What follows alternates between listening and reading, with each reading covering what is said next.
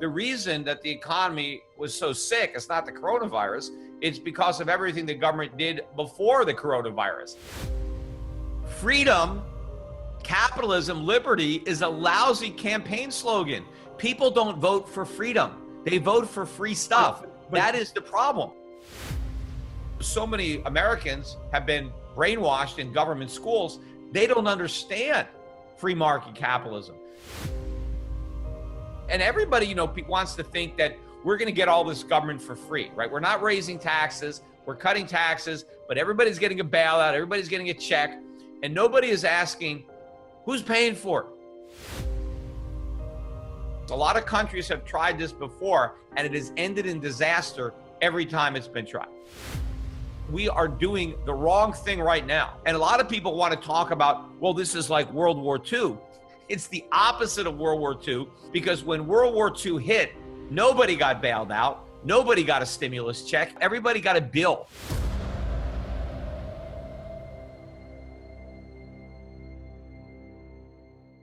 Politicians want to get votes. And the way they get votes is by promising to do something, to give somebody something that they don't have.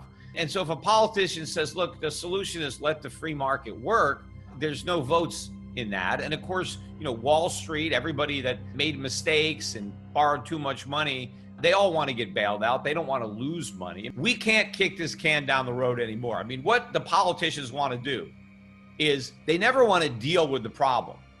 They want to postpone the consequences by kicking the can down the road, even if doing that makes the problems worse. The problem is we are out of road at this point. They don't know that yet. They're trying to kick it down again, but this time we're going to get a dollar collapse. We're going to get a sovereign debt crisis. The party is going to end all the inflation that they're creating now, which is unprecedented in scale. They've done it before, but just not in this scale. We don't have sound money at all. We have fiat money, just paper money they create out of thin air that has no value. We have more of a centrally planned economy where we rely on bureaucrats to make decisions.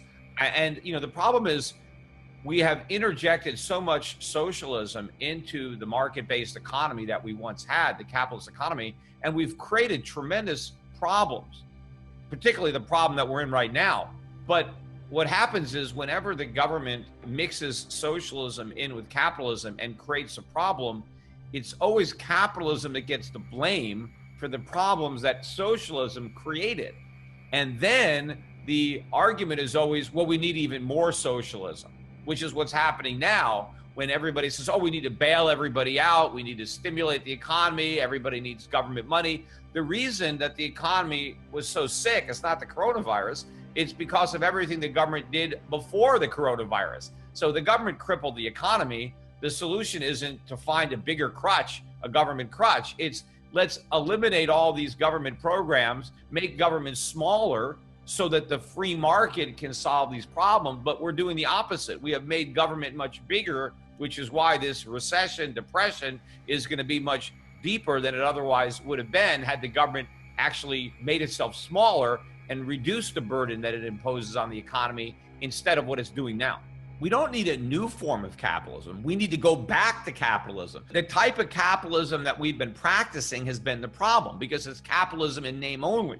But that is the problem with the economy, that economic system. But in order to do the right thing, first you have to have the politicians and the central bankers admit that they did the wrong thing in the past, which they never want to do. They never want to fess up to their mistakes and say, we did this, right? We interfered with capitalism, and that's why we have this problem. In the immediate, you don't know how it's going to end. And so the politicians are under tremendous pressure to do something about it. Oh, people are unemployed. Let's provide them with money. Businesses are going to fail. Let's bail them out. Instead of doing the right thing by allowing the businesses to fail and allowing the reallocation of labor and capital, they interfere. But the interference is what makes it worse. It exacerbates the downturn, and it means that we don't get a real recovery. The underlying problem that the Fed created is a nation where we have too much debt and not enough savings. So instead of allowing the savings to be rebuilt and balance sheets to be improved, we inflated an even bigger bubble than the one that popped. And so we didn't have a real recovery. And that's why the economy is so vulnerable now. But the reason that the economy is so vulnerable is because we're broke and levered to the hilt. The reason that nobody can do without income for a few weeks or a few months is because everybody has debt to service, right? Corporations are levered to the max. They've been borrowing all this cheap money from the Fed. They've been using it to buy up their overpriced stock, so they didn't have any savings. Individual households are leveraged to the max on cheap consumer credit.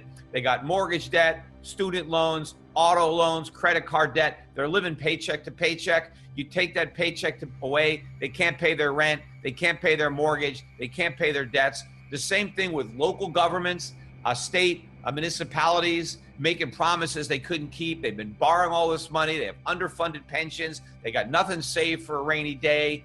Then it pours. So the states are broke. And then the federal government, of course, we've been running massive deficits even when the economy was supposedly recovering. So everybody is broke. Nobody has savings. And then this crisis comes. And a lot of people want to talk about, well, this is like World War II.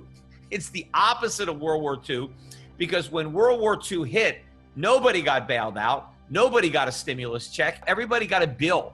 The government doesn't have any money. It's the people that support the government, not the other way around. But we're pretending that the government can support the people by using a printing press, that all we have to do is print money and nobody has to work, nobody has to produce. We can have all this stuff for free. Well, we're about to find out the hard way that the most expensive way to pay for government is through inflation, through printing money. That's what we're doing, and we're about to relive the lessons of history, because a lot of countries have tried this before, and it has ended in disaster every time it's been tried. The right thing right now for the economy is for the government to shrink, right? The government is a burden on the economy that everybody must bear. So the correct solution in a recession is to shrink government, cut government spending, and free up those resources that were being consumed by government and free them back into the economy to be used productively. And everybody, wants to think that we're going to get all this government for free, right? We're not raising taxes,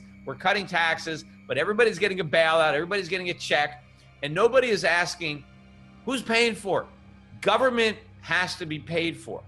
Now, the government can fund its operations honestly through taxation, where it actually takes money away from some people and gives it to other people, or it can do it dishonestly, the way it's doing now through inflation. Have the Federal Reserve create money out of thin air and just give it to people, just spend it into circulation. But when the Fed does that, you're not getting that government for free. That means that people that already have dollars in savings, in annuities, in pensions, under their mattress, wherever you have dollars, those dollars lose their purchasing power. And that purchasing power is transferred to the people who are receiving the government money. So instead of the government taking your money, the government is taking the purchasing power from your money. So that's who's going to get paid. You're going to be stuck with this bill. If you have savings, if you've got a portfolio of bonds, or you've got an annuity or cash value in an insurance policy, or you're working for wages, the value of what you earn is about to collapse, in that the cost of living is about to explode. And that's how we're paying for this. If the Federal Reserve does the right thing, the U.S. government will be forced to default on treasuries. It will not be able to pay the interest on the debt. It will not be able to obviously pay the principal. And it will have to default on its commitments to pay people Social Security benefits. It's going to be a wave of defaults on an unprecedented level, massive bankruptcies, massive collapses. That's if the Fed does the right thing. Every aspect of the economy that the government gets involved in, they screw it up. They make the price go up and the quality go down. Whereas when the free market is involved, the opposite happens. Prices go down and quality goes up. Either they do the right thing and let interest rates go up and the whole house of cards that they've been building crashes down, or they don't do that because it's too politically difficult and they just print money. They just continue the QE, they bail out everybody, and they destroy the dollar. And then the dollar is worthless. And then if they do that, a hyperinflation is much worse economically than just a massive economic collapse, right? The pain that will inflict is going to be far greater, but because it may happen 6 months or a year later or 2 years later, who knows, that may be the course that we end up taking.